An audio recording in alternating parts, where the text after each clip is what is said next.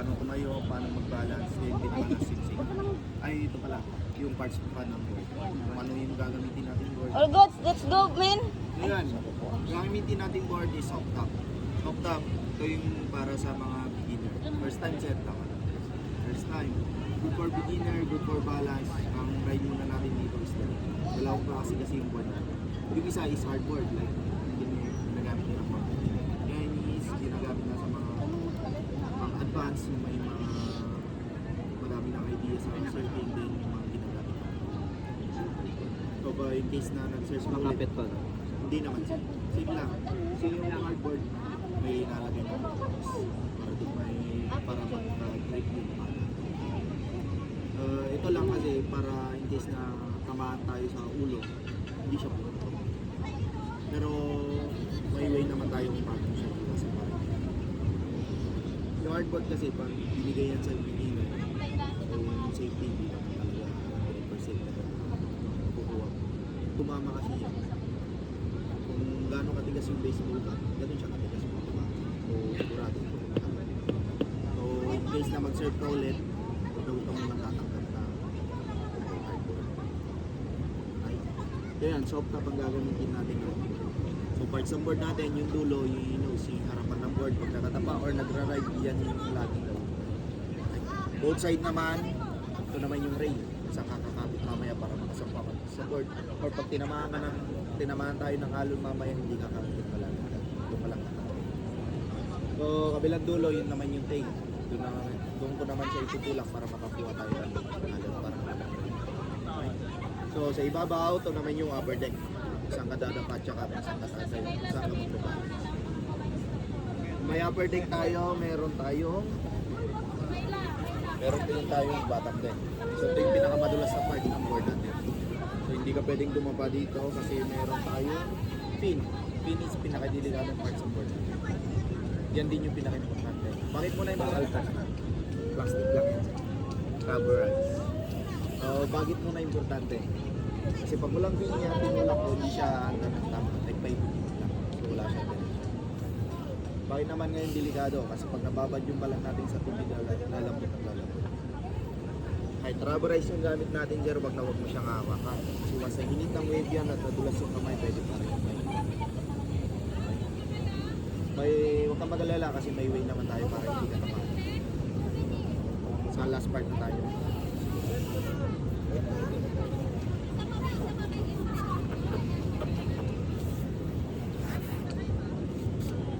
Yung last, ito naman yung tinatawag naming leash or leg hook. Gamit ang leash para po in case na out-balance ka o kaya bumaba ka sa board. Hindi lalayo yung board sa'yo. So bali yung leash natin is nakakabit sa may backfoot. Backfoot yung nasa likod na pa. Okay. So yung stance natin parang sa skateboard natin. Kalawa kanan. Lalagay. Ano ba yung stance mo natin? Ito. Kunyari yung backfoot mo is right. Ito yung tinatawag na may regular stance. Same lang din sa skateboard. Pag left naman, ito naman yung mamimili ka dun sa dalawa set. Pero hindi porket right-handed ka, right-handed ka. Kasi mayroon yung iba, like ako. Right-handed ako pero yung ginagamit ko is may mga... Pero karamihan naman, pag right ka, right talaga. Ayan, regular stance. Yung gagamitin natin. Bali yung leash is nasa right siya. Nasa may taas ng ankle. Ngayon, paano ka sasampa sa board? Pag sasampa ka sa board, upper body first, then lower body. Gagawin mo lang, from nose to tail, hanapin mo lang yung gitna. Kailangan sa gitna lagi, wag na wag ka sasampa sa may nose part. So, sa tinamaan ng alon niya, pwede kang tumawag agad. Same thing lang din sa may likod. So, sa gitna lagi.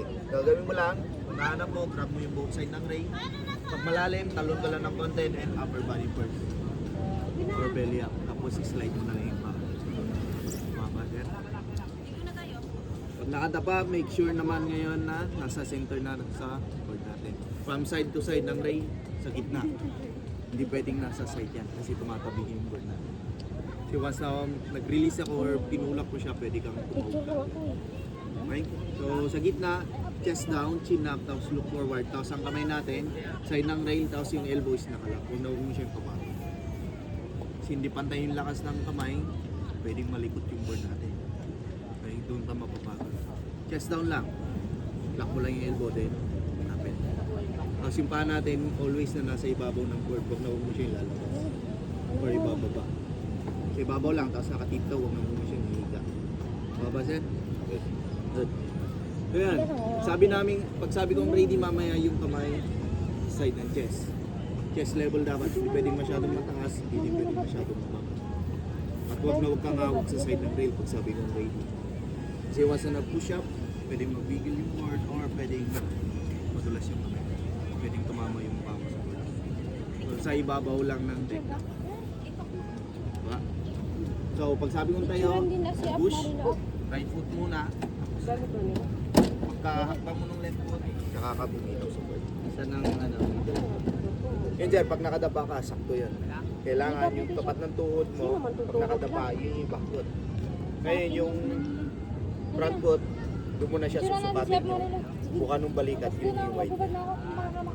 Yari, nakadapa ka. Kung ano yung tapat ng tuhod, kung saan nakalapag yung tuhod, katayo mo, doon ka. Baka Ay, nakikita hindi ko sa na Nakatatayo. Hindi pwede. Tapos step mo lang. Saktong hakbang mo lang yung kaya lang. Ngayon yan, dapat yan. Nakatatayo yun. Oo sir, kasi sa gitna, kahit anong lean forward tsaka lean back mo yan, pwede kang mag-nose slide. Susubsub yan. Hindi naman naangat. Hindi yan sir. Aangat yan sir pag masyado nang mabigat yung likod natin. Ha? So yan. Yung step up kung paano ka tatayo.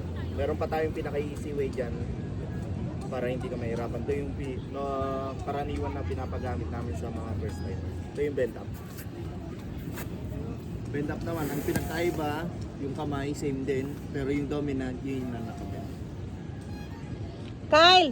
Pero pag binaid mo yung paa natin, maintain Ito mo ka na doon. naka-straight yung Yung katawan. may LU Classic. Kasi minsan kasi Picturean ka ginagawa tayo. ng iba, tinatabi. Picturean mo siya doon sa may LU Classic. Katayo sa may mo sol. yan. Picture kasi nga Pwedeng dumiretso na. Saglit lang. Ayun. O siya na lang ang Straight mo picturean lang. mo doon. Okay lang na lumabas yung Picturean tuhod ka niya natin sa doon. board. Oh, Tapos doon sa nilevel lang LU yung back Classic. natin. Ayun yung LU. Yung Sabi may tayo, LU. push. Picturean ka niya. Steady na yung nakabend. Sige lang, sige. Tawagin mo sila. Nakaload muna. Hindi pwedeng lumot sir. Hindi natin pwedeng gamitin sa paa. Doon, tita! Pag tumayo ka, Tita! ginamit yung tuhod, lahat ng weight is mapupunta sa isang side. Hindi ka tumawag agad. Or malikot yung board natin. Hindi pwede sir. Buhatin mo yung buong katawan. Push. Steady na yung right. One step forward lang. Pagkapit. Takbang pita. Yan. Ngayon sa kung paano kunin yung balance, same lang din sa skateboard. Harap natin is naka 45. Sa likod is naka 90. Ang wide yan is shoulder wide, sideways. Squat lang ng konti, then taas mo yung kamay para sa extra balance. Then look forward. Huwag na huwag kang titingin sa baba. Kahit na habang tumatayo ka, huwag na huwag mong titignan yung paa natin kung nasaan. Look straight lang natin. Diba? 45, 90. Bend mo lang yung tuhod para pag tumatalbog yung board, nagbabounce ka lang din. Kailangan malambot lang yan. Taas mo yung kamay para sa extra balance. Pero yung kamay natin sir, nasa harap lang lagi ha. Yung nakikita mo lang. Huwag na huwag mo siya ilalagay sa likod. Kasi once na nag-swing yan, automatic out balance ka kagad pagsa. Yes, fighting stance lang. Parang nagbo-boxing ka pwede. Tapos, kung saan papunta yung board, doon ka lang tumingin. Safety natin. Lalo ako mangingiti. Wag na wag mo lang siyang wag na wag mo siyang wag na wag mo siyang ira-ride hanggang sa buhangin kasi may pin tayo. Once na sumadsad yung pin natin sa sand, maglalak. Yan. Sa sudden stop yung board. Wag na wag mo siyang sasagad hanggang sa shoreline. Hanggang sa buhangin. Kasi once na nag-lock yung pin, sa sudden stop yung board. Pag nag-sudden stop yung board, kami titilapon sa harapan. Bali yung buhangin natin sir, parang semento yan katigas pagpasa. Pag dry naman, malambot lang siya. So, wag na wag mo siya sasagad. Gagawin mo, 1 to 2 meter away from the shoreline, kailangan mo na mag-bail out. Bail out means bababa sa board. Pag bababa ka, both side lang o kaya sa likod. Wag na wag kang tatalon o kaya tatakbo para bumaba sa harapan sa likod. Ito muna. Kasi may leash ka. Once nakatak yung leash, nabiting yan, pwedeng umikot yung board or umangat, pwedeng tumama sa yung pin. Iiwasan natin. Wag na wag ka din. Yun, yung LU. Wag na wag ka din magdadive. Ayun ang cellphone ko. Bababa lang siya. Yun o, May part na hanggang tuhod lang yan, pwede mo yung... Dong, yung may L yun na nakalagay. Yung alon na yan, sir, pag nakatayo ka talaga hanggang tuhod or hanggang bewang lang yan. Pero pag nakadapa ka, parang malaki talaga. No. Tamang pagbaba, step down, parang bababa ka sa hagdan or free fall. Cover mo yung ulo, then bagsak mo lang yung katawan. Basta wag na wag kang tatalon na sabay yung pa or tatalon na mataas. Sa likod. Oo, palikod sir. Kasi once na tumalon ka sabay yung paa, may speed yung board natin, pwede kang matapilok. Paano kang balance kung paharap yung bagsak? Okay lang naman sir. Basta wag ka lang tatalon na sabay yung paa. Balik sa kayo. Yung bababa ka sir. Si Chloe kasama niya. Nakalangin ka to. Kasama niya si Chloe. Kung gusto mo namang bumaba na Ha? ayaw Kasama niyo si mo Chloe? mahulog na free fall, pwede nga step down. Isang paa lang po. Okay, sa harap. Parang ang bababa sa hagdan. Kasi pag sinabay mo, yun nga, pwede makatulog. Diba?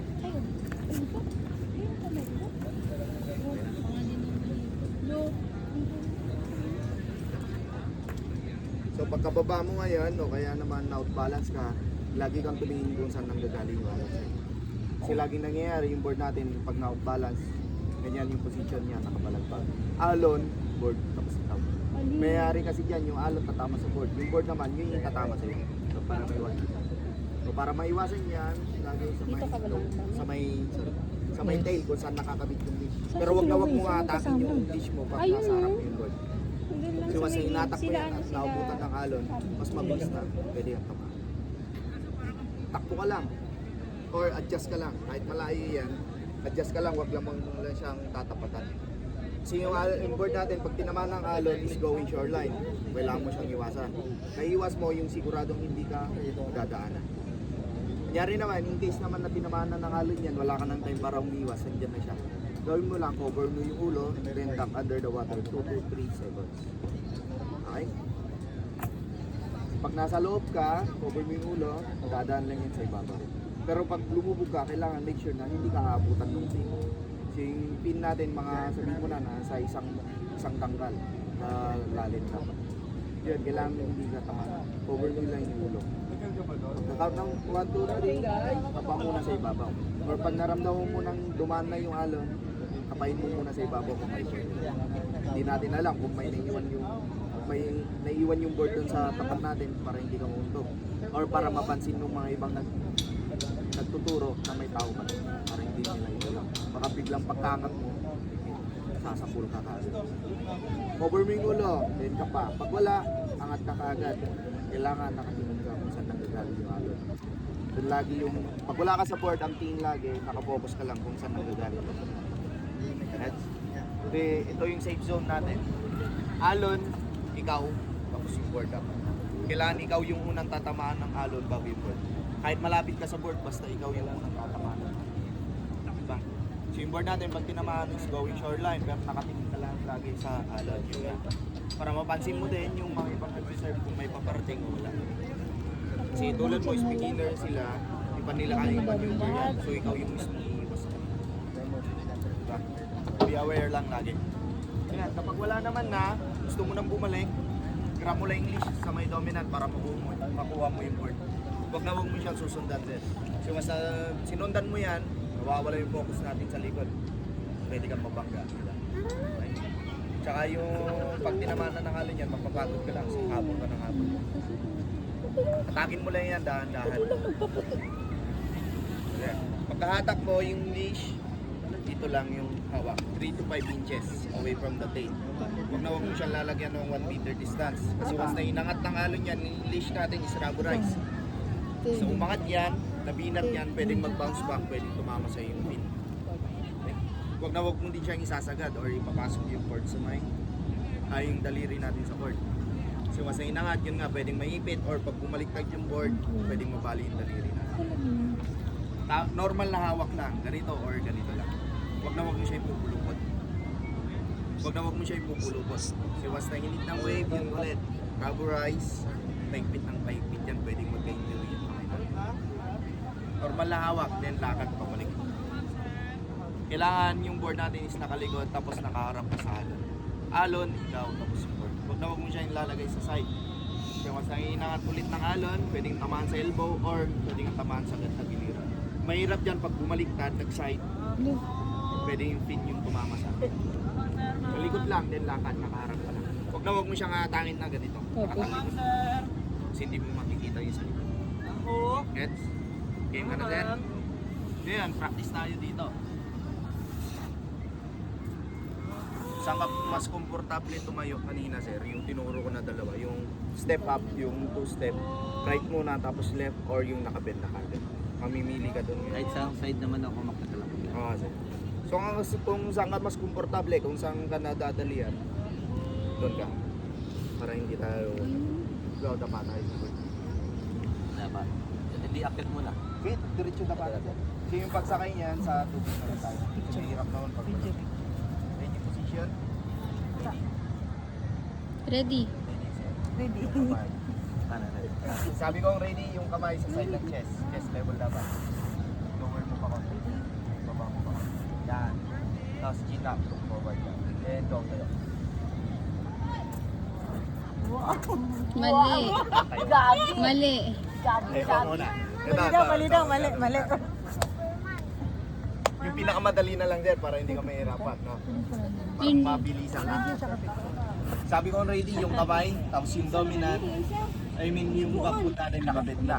Kailangan naka number 4 ka. Sabi ko tayo, push. Left foot forward lang. Takbang mo ng left, bitaw.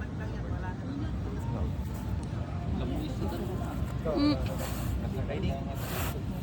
Bend mo na yung dominant, yung back foot natin. Yan.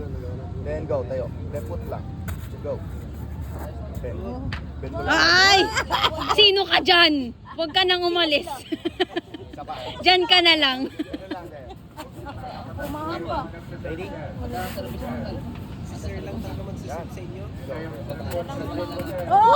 Ano yan? Wala na, wag na. Ganun lang po talaga ako tumayo. Go. Masyadong magaling, sir. Sino ka dyan? Dandan lang. Tumayo ka lang yung Relax. kaya mo lang. Masyadong Ah, sobrano Parang mananapak na si daddy. ka na sa forma yun. Sobrang sa forma. Agoy, namula ng lubot. Kaya nila tumayo dyan. Sige, sir. Ready lang muna. Chloe yung paa mo. Dahil nanonood ka. Oo, sa bagay. Nakumpo mo yun. Hirap i-balance. Gusto ko din matry mo. Halos kalahati niyan. Kaya ko ba kaya yan? Kaya ko yan. Kaya sa mababaw lang dapat. Malalaman naman yan.